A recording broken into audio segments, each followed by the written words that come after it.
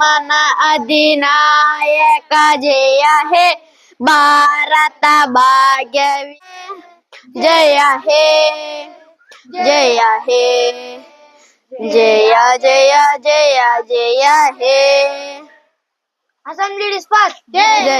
ఏంటి ఈ రోజు ఎంత ఎండగా ఉంది?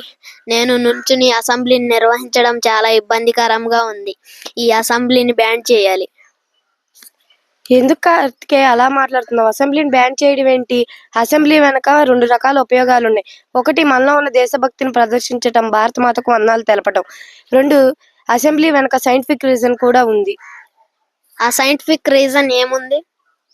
నువ్వు రోజు మొత్తం ఫోన్ వాడతావు. అప్పుడు నీ ఫోన్కి ఏమవుతుంది? ఛార్జ్ తగ్గిపోతుంది కనుక ఛార్జ్ చేస్తాను. ఫోన్కి ఛార్జింగ్ ఎంత అవసరమో మన శరీరానికి కూడా ఛార్జింగ్ అంత అవసరం. ఎందుకంటే ఆ శరీరమును మనం ప్రతిరోజు ఎన్నో పనులకు వాడతాం. అప్పుడు అది బలహీనం అవుతుంది.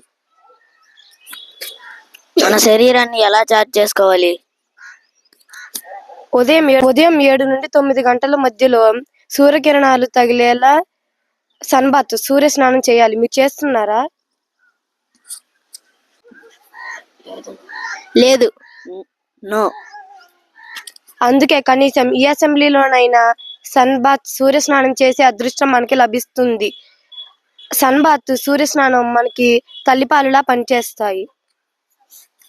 నేను ఇంకా ఎప్పుడు అసెంబ్లీ రావడానికి అసెంబ్లీలో వంకలు చెప్పను.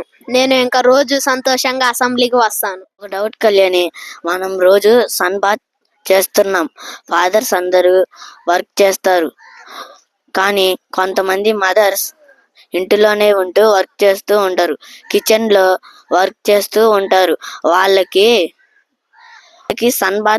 సన్ లైట్ తగిలే అవకాశం లేదు కదా.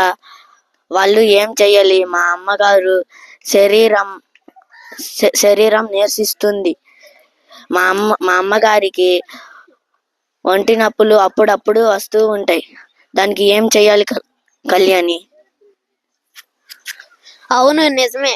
మా అమ్మగారు కూడా రాత్రిపూట నొప్పులు అంటారు, కానీ వాళ్ళకి సన్ బాత్ అవసరం కదా. కానీ ఆ టైంలో మా అమ్మగారు వంటగదిలో ఉంటారు. What is the solution for this? దీనికి ఒక సొల్యూషన్ ఉంది. ఒక గాజు సీసా తీసుకోండి, దానికి మూత ఉన్నది తీసుకోండి. ప్లాస్టిక్ బాటిల్ వాడొద్దు, కేవలం గాజు సీసా తీసుకోండి. దానిలో నీరు నింపండి.